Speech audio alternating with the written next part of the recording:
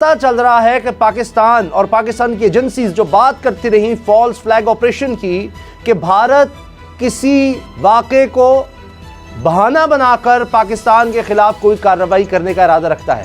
اب اس کے بعد شامل قریشی صاحب کہہ رہے ہیں کہ پاکستان کی بات درست ثابت ہوئی, پاکستان جو کہتا رہا, اب پاکستان اس چیز کو انٹرنیشنل فورمز پر بھی اٹھا رہا ہے.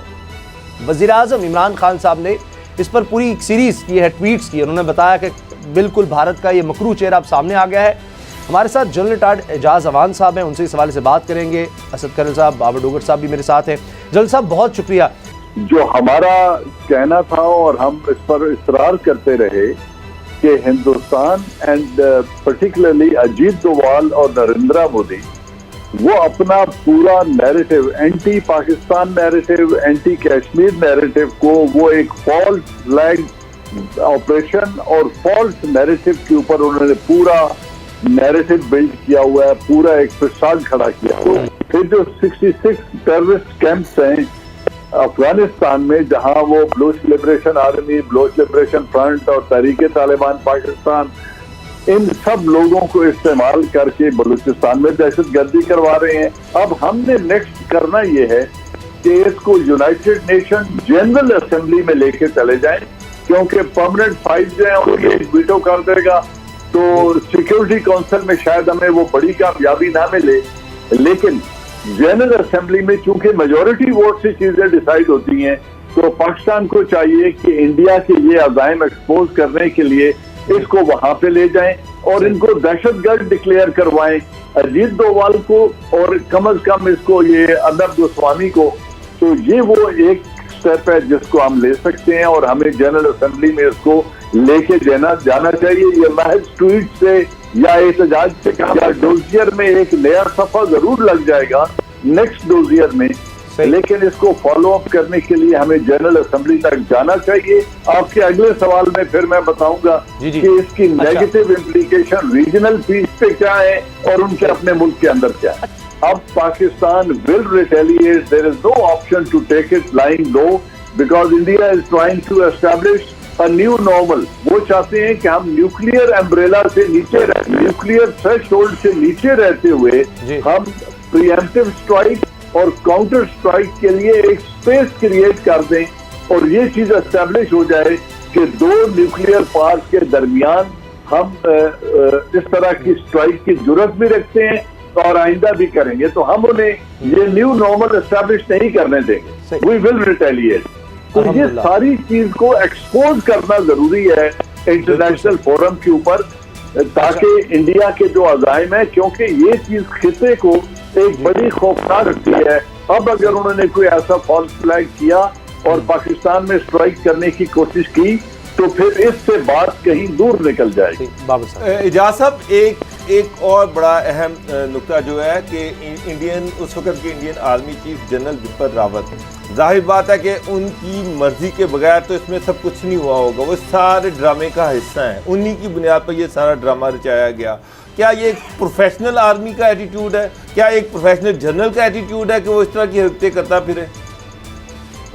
بالکل نہیں. اس میں تین چیزیں دیکھنے والی ہیں. پہلی بات یہ ہے کہ پولیٹیکل مائلیج لینے کے لیے, اپنی سیاسی کامیابی کے لیے, کہ وہ اس قدر جوا کھیل سکتے ہیں کہ ملک کو جنگ کی طرف رکھیں. صرف انتخابات میں کامیابی حاصل کرنے کے لیے اس میں 2 جہاز بھی گروا دیے, ایک پائلٹ یہاں گرفتار ہو گیا, ایک مارا گیا, انہوں نے خود گرا دیا.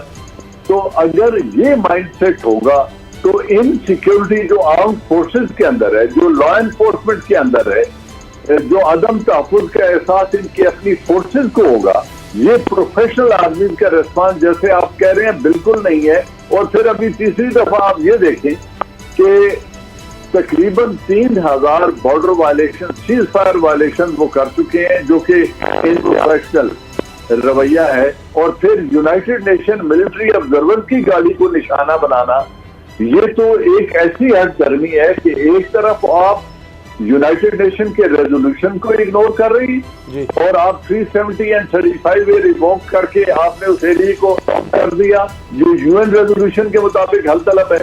اور پھر تیسری یہ کہ آپ اپنی طرف آبزرورز کو آنے نہیں دیتے, اور جب ہماری طرف سے یونائٹڈ نیشن آبزرور ان وائلیشن کا معائنہ کرنے جاتے ہیں تو آپ ڈٹائی سے ان کی گاڑی کے اوپر بھی حملہ کر دیتے ہیں.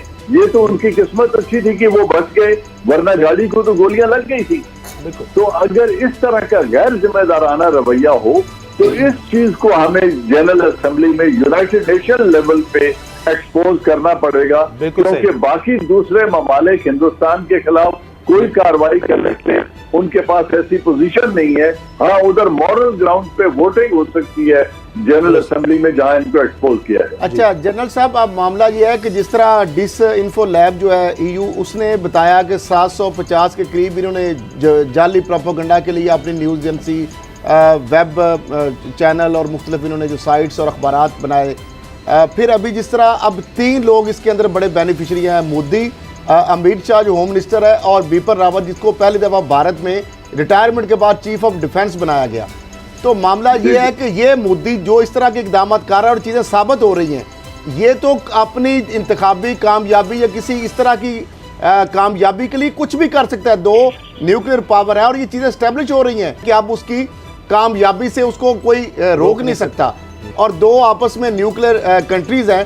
تو اس پہ بھی ریسٹرین کرنا چاہیے اور گورنمنٹ کو اس کو لے کے جانا چاہیے, جس طرح آپ کہہ رہے ہیں سارے معاملے کو اقوام متحدہ کی جنرل اسمبلی میں.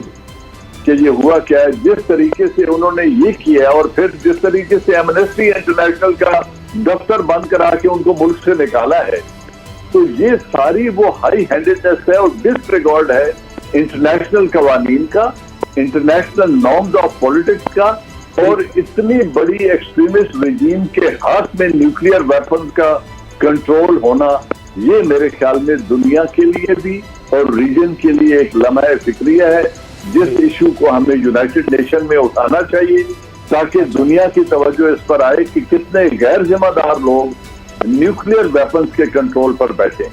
تو معاملہ یہ ہے کہ یہ مودی جو اس طرح کے اقدامات کر رہا ہے اور چیزیں ثابت ہو رہی ہیں, یہ تو اپنی انتخابی کامیابی یا کسی اس طرح کی کامیابی کے لیے کچھ بھی کر سکتا ہے. 2 نیوکلیئر پاور ہے اور یہ چیزیں اسٹیبلش ہو رہی ہیں کہ اب اس کی کامیابی سے اس کو کوئی روک نہیں سکتا.